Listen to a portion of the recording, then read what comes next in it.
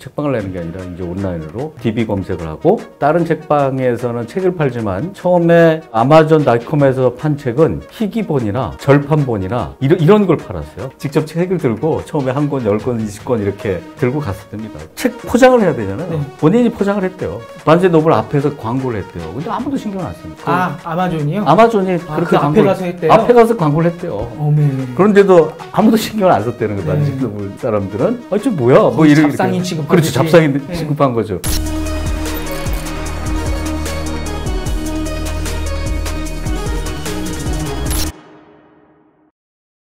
네, 안녕하세요. 티타임즈 홍재 기자입니다. 오늘 여러분들의 어마어마한 성원에 힘입어서 결국 최재원 교수님을 다시 모셨습니다. 안녕하십니까? 안녕하세요. 댓글에요. 최 교수님 다시 보고 싶다고. 아, 그래요? 네.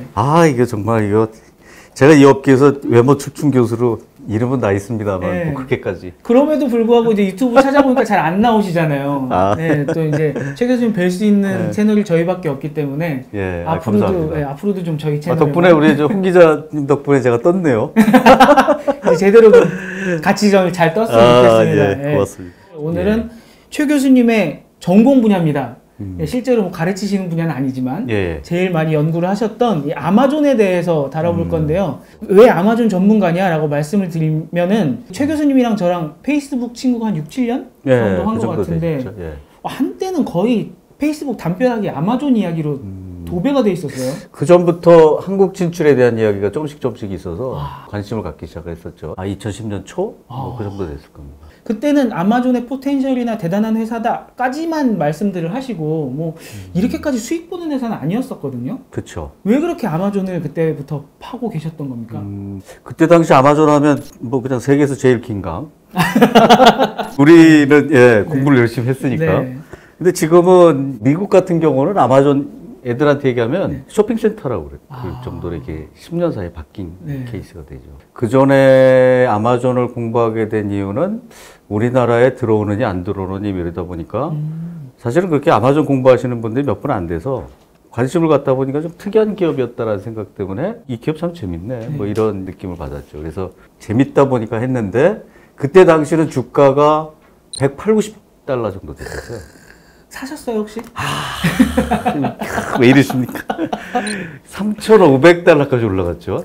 제가 10몇 년 동안 아마존을 떠들면서 주식을 사신 분들 꽤 많으십니다. 제 이야기를 듣고 하셨는데 원래 저 같은 사람은 그런 거 못하잖아요. 프로핏 쉐어를 했어야 되는데 그걸 못했죠. 그래서 아마존에 대해서 워낙 오래 봐오셨고 또 얼마나 대단한 기업인지에 대해서 너무 잘 알고 계시기 때문에 이번에 아마존을 아예 시리즈로 좀 부탁을 드렸고요. 그래서 공부도 굉장히 많이 하신 걸로 압니다.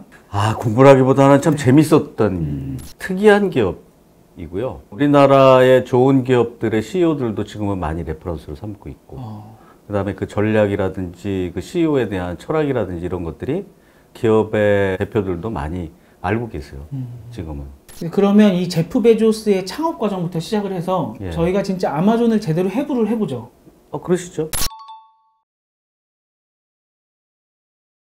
아마존이 창업을 한 게 언제죠? 1994년으로 돼 있죠. 1994년. 그리고 난 다음에 실제적으로 일을 하기 시작한 건 1995년. 95년. 근데 이 제프 베조스가 창업을 하기 전에도 좀 이런저런 과정을 거쳐서 이제 창업까지 온 걸로 알고 있는데 원래 이 제프 베조스라는 사람이 좀 어떤 사람입니까? 저는 그냥 배 사장이라고 그러는데요. 배 사장님이고 배 사장님으로 계속 가시죠. 배 사장님은 정말 존경스러운 천재죠. 천재요. 제 학생들이 가끔 대학교 2학년 때 저 휴학하겠습니다, 자퇴하겠습니다 하고 와요. 왜요? 1학년 때 자퇴한 스티브 잡스, 2학년 때 자퇴한 빌 게이츠, 3학년이 제가 알기로는 거기도 마사장인데 마크 주커버그가 아마 하버드 3학년 때 자퇴를 했을 거예요. 그러면 이놈들 이제 농담을 써서 그렇게 오는데 대학생들이 이거 이래야 뜨는구나 이렇게 생각을 하는데 그 반대로 이 프린스턴의 수재였던 배 사장님이 천재였기 때문에 어려서부터 굉장히 많은 도전들을 했고 그런 것들이 아마 기업에 굉장히 많이 반영이 된 것 같아요. 어려서부터 좀 특이했다라고 하는 거고요. 그리고 프린스턴 대학은 워낙 유명한 대학이라서 뭐 워낙 물리학이 뛰어난 거기에 입학했다라고 하면 거의 뭐 천재에 해당되는 거죠. 근데 물리학으로 입학을 했는데 물리학에선 또 잘 못했다고 들었어요. 세계적으로 정말 학점이 짠 학교가 프린스턴, 존스 홉킨스 뭐 이렇게 몇 가지 대학들이 있는데 거기에서 자기가 하루 종일 문제를 풀었는데 자기 친구들은 그냥 대화하듯이 문제를 풀었다는 거예요. 그래서 그걸 보고 본인이 이제 쇼크를 먹어서 나도 한때는 잘 나갔는데 그러고 난 다음에 이거 아니다 싶어가지고 컴퓨터공학 쪽으로 바꿨죠. 그래서 받은 학점이 최우수 졸업을 하는 4.3 만점에 4.2를 받았는데 제가 보기에 물리학과 있었으면 4.2가 아니라 2.4를 받았을지도 모르겠어요. 거의 계속 계셨으면 2학년 때 자퇴하고 졸업하셨을 수도 있겠네요. 더 크게 될 수도 있었던 거죠. 근데 그렇게 수재로 졸업을 하시고 나서 뭐 인텔, 벨 이런 굉장히 큰 기업들에서 오퍼가 왔는데 그걸 뭐 뿌리치고 벤처 회사로 갔다고 들었어요. 저는 그 부분이 참 우리나라에도 비슷한 경우가 많은데 우리나라에 이제 정말 기업가로서 성공하신 카카오의 김범수 소장께서도 그 얘기를 했거든요. 창업을 하려면 몇 년 정도 기업에 들어가서 기업을 배우고 난 다음에 창업을 하는 것이 훨씬 더 좋겠다. 근데 그거를 배 사장께서 대학 졸업하면서 그 생각을 했다는 거예요. 창업을 하려고? 창업을 하려고 했는데 기업에 들어가서 조금 더 뭔가를 배우고 해야 되겠다라고 해서 큰 기업이 아니라 사실은 무슨 인텔이니 앤더슨 컨설팅이니 뭐 엄청나게 많은 회사들이 오퍼가 왔는데 조그마한 회사에 들어가서 한번 해봐야지. 해가지고 피텔이라고 하는 조그만 회사에 들어가가지고 하고 거기서 부사장도 하고 거기 통신회사 이면서 이게 증권을 다루는 회사였어요. 아시겠지만 큰 기업에 들어가면 하나의 부속품 비슷하게 원오브댐이 되는 거죠. 그렇죠. 자기 분야만 알게 되는데 이게 작은 회사라는 것은 정말 올마이티해야 되잖아요.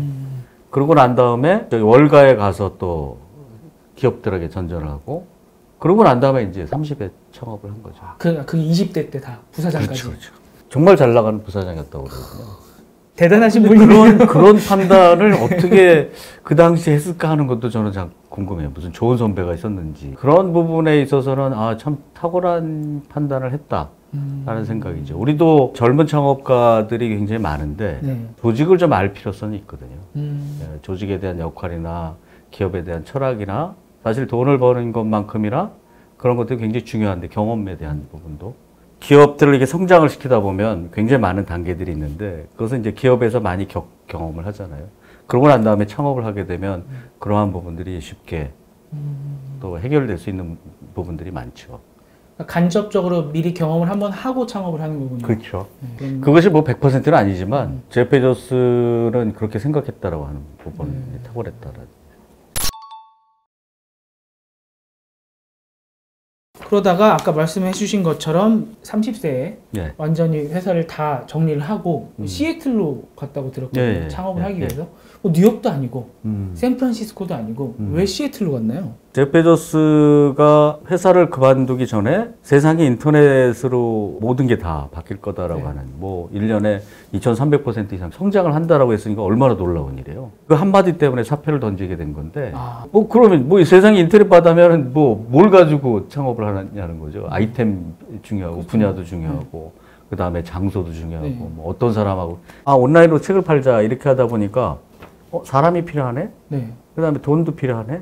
그리고 난 다음에 기술도 필요하고 책을 파니까 책에 대한 물류 유통 같은 것도 필요하고 그렇죠. 그게 가장 잘 맞는 도시가 시애틀이었다는 거죠. 시애틀 하면은 보통 스타벅스 외에는 잘 모르는데.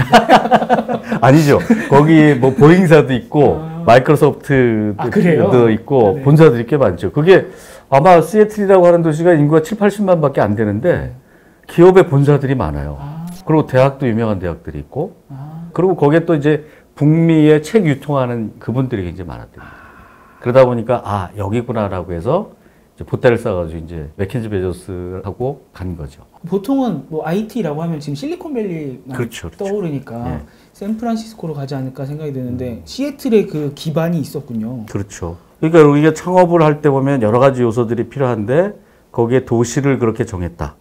라는 것도 나름대로 또 열심히 생각한 부분이고 샌프란시스코도 가긴 갔어요. 공부하러 갔죠. 공부하러요? 거기 가서 창업에 대한 공부도 했고 아마 그때 당시에 회사를 그만두고 창업에 대한 공부 그 다음에 쇼핑몰 그 다음에 북미의 책 유통하는 그러한 교육들을 굉장히 많이 받았답니다. 창업하는 과정에서요? 우리가 보통 이 사람은 수재야 천재야 자기 아이디어나 능력을 믿으면 그냥 막 할 수도 있는데 철저하게 교육을 받았다는 거죠. 자기 자신이. 그게 좀 궁금한데 보통 창업이라고 하면은 제가 많이 주위에서 들어보면은 예. 경영하고 나서 되게 벽에 부딪힐 때가 많다. 아무도 안 가르쳐 주기 때문에. 그래서 뭐 경영학책을 보기도 하고 뭐도 얘기도 들어보고 하는데 이게 정말 너무 어렵다. 내가 어떻게 해야 될지 모르겠다는 얘기 많이 듣는데 어떤 공부를 어디서 그때 당시는 쇼핑몰 구축에 관련한 강좌 이런 거 듣고요. 그 다음에 경영이나 책 유통에 관련된 강좌 이런 것들을 들었대요. 근데 중요한 것은 거기서 정말 훌륭하신 분을 만났다는 거예요. 누구죠? 실리콘밸리에 살아있는 VC 전설이 있잖아요. 네. 존 도어라고. 그분이 거기에 강사로 나왔었대요. 그래요? 예. 사실인지 모르겠는데 존 도어가 보니까 똘똘한 사람이 있더라는 거예요. 그게 이제 배 사장이죠. 배 사장님. 그래가지고 같이 식사를 했는데 네. 얘기를 들어보니까 참 정말 똑똑한 친구다. 내가 충고 하나 할게. 야, 이 실리콘밸리와 시애틀 이런 데는 네. 제가 아주 정확하게 기억합니다. 제가 옆에 있는 것처럼 완전히 이 얘기에 이제 신문 붙여가지고 자, 돈도 많아, 인재도 많아, 기술도 많아. 네. 하나가 없어. 뭐가 없어요? 그레이트 팀이 없어. 팀이 없다. 팀이 없다 이렇게 얘기했대. 정말 중요한 게 혼자 하지 말고 너도 굉장히 똑똑한데 같이 해. 이런 얘기를 했답니다. 그래서 와가지고 팀을 만든 거예요. 누구랑 만들었나요? 그때는 이제 부인이 지금은 이혼하신 그 맥킨지 베조스라고 그분하고 같이 팀을 만들었지. 이제 원팀이 그렇게 된 거고. 그 다음에 엔지니어하고 프로그래머, DB 매니지먼트 하는 셜 카파라고 폰 데이비스라고 하는 두 사람을 영입해서 4명이서 한 팀이 돼가지고 창업을 했습니다. 근데 이게 정말 중요한 게 뭐냐면 아까 저기 김범수 장 말씀을 했는데 그분도 예전에 무슨 얘기를 했냐면 혼자 가려면 빨리 갈 수 있다. 그럼 멀리 가려면 같이 가야 된다. 혼자 가는 게 속도감 있게 갈 수 있지만 그렇죠. 멀리 가려면 함께 가야 된다라고 하는 얘기. 그건 마윈도 똑같이 했습니다. 혼자 하지 마세요. 같이 가세요. 유명한 CEO 분들을 찾아보면 대부분 다 그런 얘기를 했습니다. 하물며 스티브 잡스도 그 얘기를 했어요. 내가 가지고 있는 대부분의 것들은 같이 팀을 이뤄서 했다든지 뭐 이런 얘기들을 비슷하게 했어요. 그래서 이게 정답이구나 라는 생각을 많이 했죠. 절대 혼자 가시면 안 된다. 함께 가서 멀리까지 가셔야 된다. 이런 얘기는 정말 살아있는 충고죠. 근데 그 팀을 구성하는 게 사실은 쉽지는 않을 텐데 그걸 또 어떻게 삼고초려 해갖고 팀을 이루셨군요. 거기에 그 셜카판이라고 하는 첫 번째 직원이 제프 베조스가 왔대요. 그래서 설명을 한참 이렇게 듣고 났는데 자기는 그렇게 생각했다는 거예요. 이 비즈니스를 잘 모르겠다. 뭐 열심히 설명을 했는데. 열심히 설명했는데 이 비즈니스는 잘 모르겠다. 그런데 이 비즈니스를 설명하는 배 사장을 딱 보니까 이 친구는 실패할 것 같지 않다. 정말 의욕에 차고 자신감 있고 정말 똑똑한 친구처럼 보였다. 그래서 자기는 참여했다는 거죠. 당시에 아마존닷컴이라고 하면은 온라인으로 이제 책을 파는 곳인데 아까 94년도, 95년도 말씀을 해주셨어요. 제가 94년도, 95년도를 돌이켜 보면요, 하이텔도 제가 안 쓰던 시점이었던 그렇죠. 것 PC 같고. 통신 뭐 어떻게 보면 굉장히 성장돼 있는 상태였죠. 지금은 우리가 이야기할 때 인터넷 서점을 열었어라고 하는 얘기를 하는데. 더 궁금한 거는 이 와중에 인터넷으로 뭔가 파는 거를 만들었단 말이야? 그것도 책을? 왜 책을 팔았고 왜 거기에다가 온라인 서점을 낸 거예요? 배 사장께서 돈이 없잖아요. 그쵸? 처음이니까. 그러니까 오프라인 서점을 만들기는 불가능하죠. 엄청나게 큰 책방들이 많이 있는데다 동네도 책방이 있고 그다음에 기본적으로 집도 있어야 되고 책도 있어야 되고 재고도 해야 되고 직원도 있어야 되고 온라인이라고 하는 것은 일단 진입 장벽이 낮죠. 그때 당시에 아까 말씀드렸듯이 앞으로는 인터넷의 세상이 된다라고 하는 그 문서 한 줄을 보고 2300%, 그 말이 2300%지 23배잖아요. 그렇죠. 1년에죠? 그렇죠. 1년에. 그러니까 엄청난 수치를 보고 창업을 해야 되겠다라고 생각을 한 게 인터넷 쪽인 거는 분명하고 그때 당시에 책이 한 17만 권 있었대요. 세상에요? 미국 쪽에. 그러면 그것을 자기가 구비하지 못하니까 아시다시피 컴퓨터공학을 했잖아요. 이거를 검색을 통해서 해야 되겠다. 그리고 온라인으로 해야 되겠다. 그러고 난 다음에 주변에 있는 책방들을 이길 수 있는 방법이 남과 달리하는 방법이잖아요. 책방을 내는 게 아니라 이제 온라인으로 DB 검색을 하고 그 다음에 다른 책방에서는 책을 팔지만 처음에 아마존닷컴에서 판 책은 희귀본이나 절판본이나 이런 걸 팔았어요. 그러니까 내가 큰 서점에 가도 구하기 어려운 책들을 팔기 시작했죠. 그런 부분도 참 배울 부분 중에 하나다라고 하는 건 있습니다. 요새도 온라인 커머스, 뭐 라이브 쇼핑 같은 거 보면 아무나 살 수 있는 것보다는 뭔가 한정판, 사람들 줄 서서 사는 것, 그런 거 딱 팔면은 굉장히 잘 팔리잖아요. 그렇죠. 요즘은 유니크한 걸 좋아하니까. 그거를 아예 처음에 인터넷에 뭔가 쇼핑몰을 만드실 때 그걸 적용을 하신 거군요, 배 사장님께서. 그렇죠. 네. 아 근데 그게 레퍼런스가 된 건지. 네. 아니면 레퍼런스가 그런 게 있었던 건지 그러한 방식들은 참 지금에도 적용되는 거잖아요. 적용되죠. 예. 네. 그래서 미래를 알고서 아니면 그런 창업 공식이 어디 나와 있나 저는 똑똑하시다고 하셨잖아요. 워낙 천재시라고. 선배들이 그렇게 한 거에 대한 거는 후배들이 좀 많이 보고 배워야죠. 예. 예. 근데 그때 그 이듬해인가에 아무튼 그 즈음에 이베이도 창업이 됐고요. 예. 온라인 쇼핑몰들이 이제 조금씩 계속 나오고 됐죠. 있는 상황이었어요. 근데 아까 17만 원이라고 말씀은 해주셨지만 예. 또 기왕 2,300% 23배씩 올라가는 시장이라고 하면 저 같으면 만물상 할 것 같은데 왜 서점이었는지 혹시 또 더 다른 이유가 있을까요? 책을 좋아했던 것 같고 그 다음에 재고 같은 것이 필요 없고 재고가 필요 없죠. 그냥 DB 검색만 하면 되고 책방들과 협력이 가능한 그런 모델들 그리고 책방은 있었는데 책을 출판하는 기업들이 절대 강자가 없었답니다. 그 무슨 얘기냐면 협상력이 굉장히 뛰어날 수 있다는 거죠. 우리가 책을 파는 데 있어서 누군가가 절대 강자가 있으면 협상하기가 굉장히 어렵잖아요. 예를 들어 뭐 코카콜라 우리 들어와 주세요 그랬는데 싫은데 이래버리면 그렇죠. 예전에 스티브 잡스가 애플폰을 팔 때도 1등의 통신사하고는 협상을 안 했잖아요. 2등, 3등하고만 협상을 했죠. 그래서 유리한 협상을 할 수 있습니다. 그렇죠. 네. 막 그런 이유에서도 많이 있지 않았을까 하는 부분이고요. 가장 좋은 것은 제가 볼 때는 책을 사지 않아도 되고 DB 검색으로다가 그게 17만 권이 검색이 가능하고 그리고 북미에는 그때 당시에 300만 권의 책이 나왔대요. 그거를 다 재고를 안 할 수가 없잖아요. 고객들이 원한다고 해서. 그러니까 그런 것들로 컴퓨터공학을 한 자기의 DB가 파워풀하다는 그런 걸 알게 된 거죠. 그리고 또 롱테일 법칙이라고 있어요. 뭐죠? 네. 이게 긴 꼬리 법칙인데 우리가 음악을 구매하는 사람들은 최신의 음악을 구매하는데 매출의 8, 90%가 최신 음악에서 나요. 거의 그렇죠. 근데 오래된 노래도 누군가는 사잖아요. 그렇죠. 그 80%가 매출에 큰 기여를 한다는 거예요. 지금은 안 팔리지만 과거에 있었던 거. 그러면 그거는 예를 들어서 만세노블에서 옛날 책을 계속 갖고 있으면 재고에 대한 부담도 있고 비용이잖아요. 그게. 근데 이게 온라인에서만 가능한 거죠. 검색을 하면 그게 나오니까. 그래서 그 과거의 책도 사고 절판본도 사고 희귀본도 사고 할 수 있었던 거는 온라인에서는 가능했던 거죠. 유통기한이 없는 물품이군요. 그렇죠. 그리고 그렇죠. 절대 강자도 없어서 협상력에서도 유리하고 배송도 쉽고. 그렇죠. 배송 과중에 뭐 던져도 되고 썩을 이유도 그렇죠. 없고 그다음에 그 희귀범이나 이런 것도 계속 원하는 사람이 또 있다 보니까 또 수요가 있고. 그렇죠. 굉장히 그러니까 이게 오랜 고민에서 나왔다는 거예요. 이렇게 무엇인가 창업하고 시작할 때 엄청난 고민 끝에 온라인으로 책을 팔아야 되면 이러한 유리한 점이 있구나 라고 해서 자기가 가장 잘할 수 있는 컴퓨터공학이 적용이 되고 그다음에 롱테일도 되고 비용도 가장 저렴하고 사람들이 좋아하고 뭐 이런 그다음에 또 책 장사라는 게 명분이 있잖아요. 그렇죠. 네. 제가 보기엔 사회적 기여도 하고 제가 볼 때는 제프 베조스가 젊어서부터 머리가 빠진 이유가 있는 거예요. 너무 생각을 많이 하셔서. 그렇죠. 생각을 많이 하면 그렇게 되죠. 머리 좀 빠지면 어떻습니까? 그 정도 될 수 있으면. 제가 기억하기로는 큰 책방들이 그래도 열심히 영업을 했던 게 한 10년 정도 전까지는 큰 책방들이 꽤 많이 남아 있었잖아요.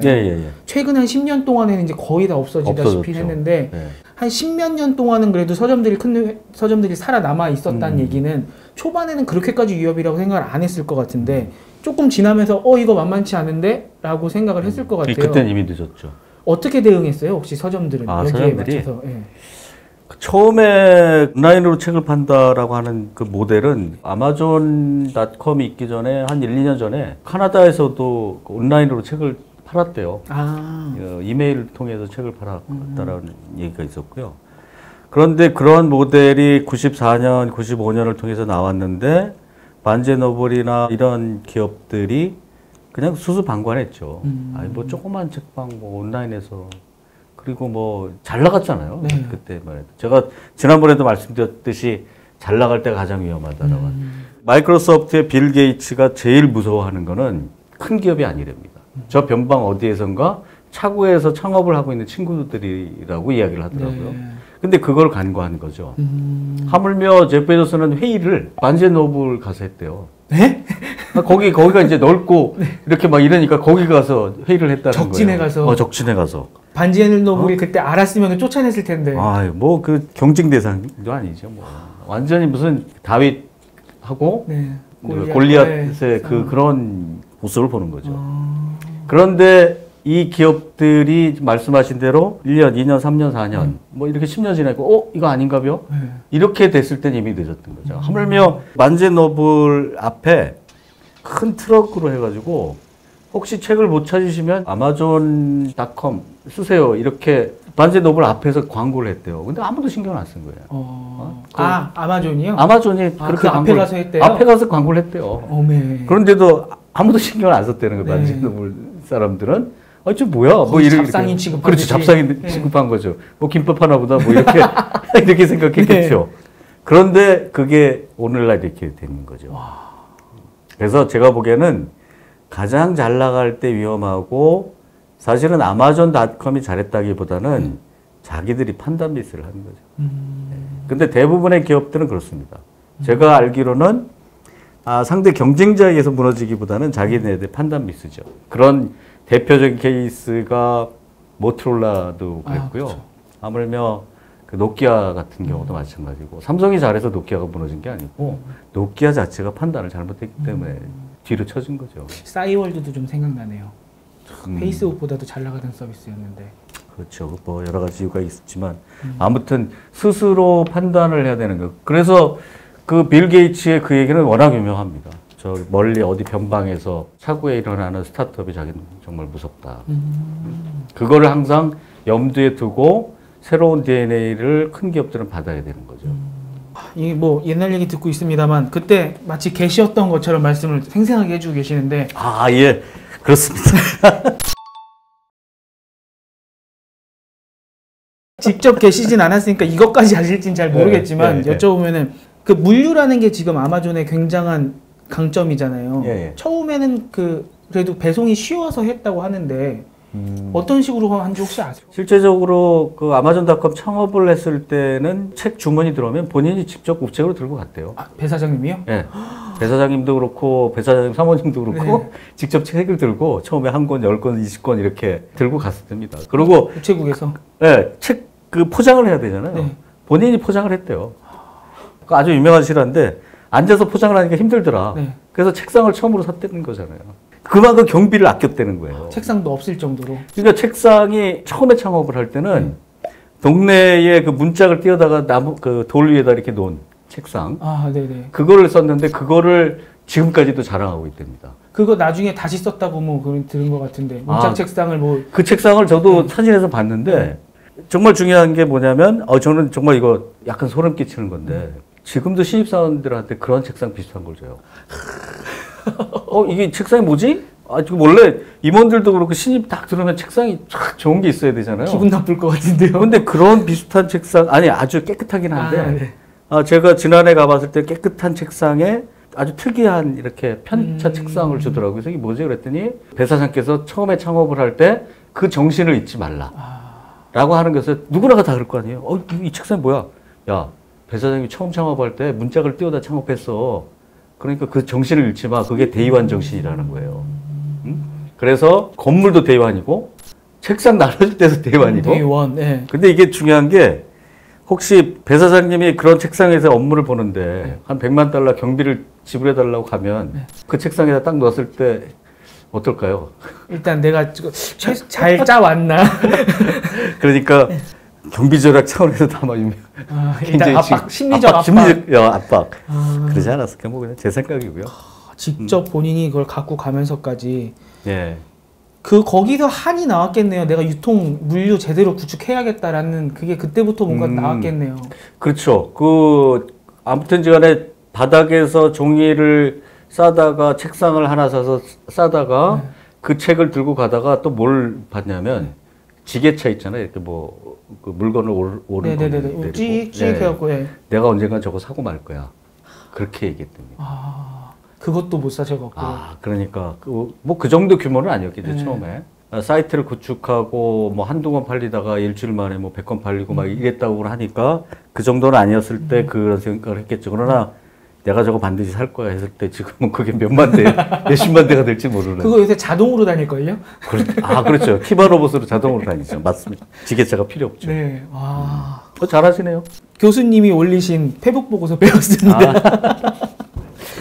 그랬군요. 그렇게 시작했군요. 작은 회사가 차고에서 창업하는 게 제일 무서운 거다 말씀하셨는데 그 실리콘밸리 이야기들 미국 얘기 들어보면은 보통 차고에서 창업한 얘기 많이 하잖아요. 그렇죠. 제가 항상 하는 얘기가 우리나라에 유니콘이 이렇게 많지 않은 이유가 차고가 없기 때문이다. 우리 지하 주차장 써서 우리나라는. 근데 어떤 분이 그 얘기 하더라고요. 야, 그런 소리 하지 마. 왜요? 우리나라는 반지하도 있고 옥탑방도 있고 그 정신은 충분히 할 수 있죠. 보통 차고에서 창업하셨다고 했는데 제프 베조스는 배 사장님은 어디에서 창업하셨어요? 그분도 차고에서 했죠. 아니 아시다시피 차고에서 한 이 사람들은 아마존의 배 사장님, 그 다음에 마이크로소프트의 빌 사장님, 그 다음에 애플의 잡스 사장님, 휴렛 패커드의 사장님, 하면 디즈니 해가지고 아무튼 차고가 아니면 창업이 안 되는. 근데 차고가 가장 유희 공간이잖아요. 미국에서는. 걱정하지 마십시오. 우리는 아무튼 옥탑방이 있으니까요.